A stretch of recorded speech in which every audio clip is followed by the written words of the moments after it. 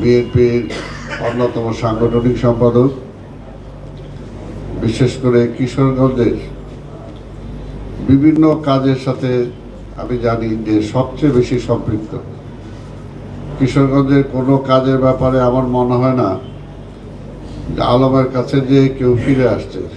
ও যে কথাটা বললো সত্য কথা, অনেক অনুষ্ঠানে সে হাজির হয় না, কিন্তু সেই অনুষ্ঠানের সাথে কিন্তু সে জড়িত থাকে।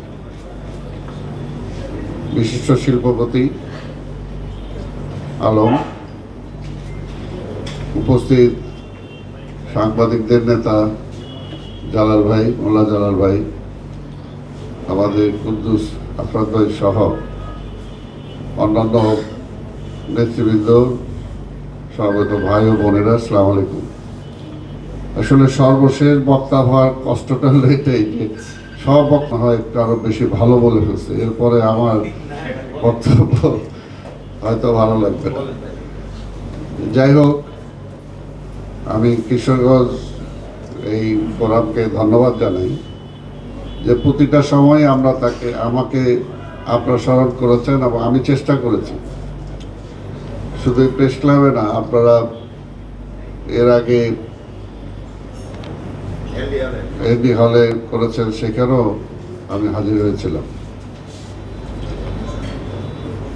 এই সমিতির যাতে আরো কার্যকর হতে পারে, তাহলেই দেখা যাবে যে আমরা যে বৃহত্তর ময়মনসিংহবাসী, আমরা যারা মনে করছি যে আমরা পিছিয়ে আছি, আমরা অবহেলিত, এটা কিন্তু একজন এখানে বলে গেলেন, যেটা আমি এই কিছুদিন আগে গুণীজন সম্বর্ধনা অনুষ্ঠানে আমি বলেছিলাম যে রাষ্ট্রকে আমরা যা দেই, বৃহত্তর ময়মনসিংহ রাষ্ট্রকে আমরা যা দেই, সেই অনুপাতে কিন্তু রাষ্ট্রের কাছ থেকে আমরা পাই না। রাষ্ট্রকে কিন্তু আমরা অনেক কিছুই দেই, আর্থিকভাবে যে উপকার রাষ্ট্র খাতে যায়, সেটা কৃষি খাতে হোক, সেটা মৎস্য খাতে হোক, আরো অন্যান্য, এবং বাংলাদেশের কৃষ্টি কালচারে ময়মনসিংহের যে অবদান, কিন্তু সেই অনুপাতে রাষ্ট্র থেকে বিনিময়ে আমরা কিছু পাই না মানে তেমন পাই না। যেটা আলম তার দুঃখের কথা বললো, এটা তো সত্য কথা যে রাষ্ট্রীয় বিভিন্ন দায়িত্বে কিশোরগঞ্জ তথা বৃহত্তর ময়মনসিংহের অনেকেই অনেক ভালো জায়গায় এসেছেন, কিন্তু যদি আমাদের মধ্যে অন্যান্য জেলার মতো, যদি এখানে খুরশিদ আছে, আমার অত্যন্ত প্রিয় একজন সাংবাদিক, ছোট ভাই, সে আরেক জেলায় মনে করতে পারে যে সালাম ভাই আবার কি করতেছে, এটা বলতেই হবে এখন আমাদের। কারণ তারা যদি নোয়াখালী ইজম করতে পারে, তা আমরা কেন ময়মনসিংহ ইজম করতে পারবো না? করাটা ফরজ। আমি এটা এর আগে বিএনপি ক্ষমতায় ছিল, তখন দেখছি আমাদের মীর নাসির বিমানমন্ত্রী ছিল, সে চিটাগাঙের লোকজনদের এখানে বিমানবন্দরের কাছে মেজবানি খাওয়ায়। তা আমরা যারা আছে, আমাদের তো সেই রকম কিছু হয় না। আমাদের এর জন্য আসলে নিজেদের বন্ডিংটা আরো বাড়াইতে হবে এবং আমাদের বৃহত্তর ময়মনসিংহের উন্নয়নের জন্যই করতে হবে। বৃহত্তর ময়মনসিংহ যদি উন্নয়ন হয়, তাহলে কিশোরগঞ্জ হবে এবং আমাদের সবার হবে। তো সেটার জন্য অবশ্যই আঞ্চলিকতার টানো দরকার আছে। যে কারণে এবার কিছুদিন আগে আমি যেটা গুণীজনদের সম্বর্ধনার আয়োজন করার উদ্দেশ্যটাই হলো এটা, যে যারা আমাদের এই বৃহত্তর ময়মনসিংহের অধিবাসী, যারা সমাজের বিভিন্ন জায়গায় আছেন, বিভিন্ন রাষ্ট্রীয় দায়িত্বে আছেন, ব্যবসায়িক দিক দিয়ে অনেক বড় আছেন, অনেকে আছেন, সবাই সম্মিলিত চেষ্টা করলে আমরা অঞ্চলটাকে ডেভেলপ করতে পারি। এবং বিশ্বাস করি জায়গায় যদি জোর খাটাইতে হয়, জোরও খাটাইতে হবে, কারণ এমনি হয় না। যে জায়গায় জোর খাটানো দরকার, জোর খাটা হলো আমাদের যেটা প্রাপ্য, আমাদের সেই প্রাপ্যটা আদায় করতে হবে। এবং সেখানে উপরে যারা থাকবে, আমরাও যদি যাই, আল্লাহ যদি নেয়, তাহলে সেখানে আপনারাও আমাদের থেকেও সেগুলো আদায় করে নেওয়ার মতো চেষ্টা করতে হবে। আমি বলতেছি যে না চাইলে হয় না, চাইতে হবে এবং সেটা আদায়ও করতে হবে। এটা তো ঠিক যে দেখেন, কিশোরগঞ্জের কথাই যেহেতু যে আলম বললো, আমি বলি যে দেখেন, আমি কিশোরগঞ্জে নির্বাচন করতেছিলাম, কিন্তু এই পট পরিবর্তনের পরে দেখা গেল যে কিশোরগঞ্জে আমাদের রাষ্ট্রপতি, কিশোরগঞ্জের অনেক বড় বড় উচ্চ পদের লোকজন, কিন্তু আমাদের পার্লামেন্টের একটা সিট কিশোরগঞ্জ থেকে কমে গেল। একটা সিট কিশোরগঞ্জ থেকে কমে যাওয়া মানে বুঝেন যে অনেক সুযোগ সুবিধা থেকে আমরা বঞ্চিত হলাম, অনেক সুযোগ সুবিধা থেকে। তো সেই জায়গায় আমাদের রাষ্ট্রপতি, আমাদের আরও অন্যান্য উচ্চ পদে যারা ছিল, তারা যদি চাইতেন তাহলে কি তারা তার সেই জেলাটা রক্ষা করতে পারতেন না? নিশ্চয়ই পারতেন। তা আমরা করবো না কেন? এই জন্য এইরকম অনেক কিছু আছে যেগুলো এই জন্য এবার অনেকের, আমাদের সচিব থেকে শুরু করে সিনিয়র অনেকে এসেছিলেন, তাদের সামনে আমরা বলছি যে আপনারা যে পদে আছেন আল্লাহর হস্তে এবার নিজের মাটির টানে, নিজের জন্মভূমি যেখানে, নিজের উত্তরের আমাদের পূর্বের বংশে যারা যায় যেখানে ছিল, যেখান থেকে আমরা আসছি ঢাকা শহরে আজকে এসে অনেক কিছু হয়েছি, তো সেই মাটির তো ভুলে গেলে হবে না। তো সেইখানকার জন্য আমাদের কিছু করতে হবে, এবং সেটা আপনারা অনেকেই ছিলেন, আপনারা দেখেছেন যে প্রায় সবাই একমত হয়েছে যে সেটা আমরা করতে চাই, এবং সেটা আপনারা দোয়া করেন যদি আল্লাহ আমাদেরকে সুযোগ দেয়। এখানে আলম আছে, অবশ্যই অন্তত আমি বিশ্বাস করি যে ভাই আল্লাহ সুযোগ দিলে এবার কিছু না কিছু হবেই, এবং করবো ইনশাল্লাহ, এটাকে কেউ দমাতে পারবে না।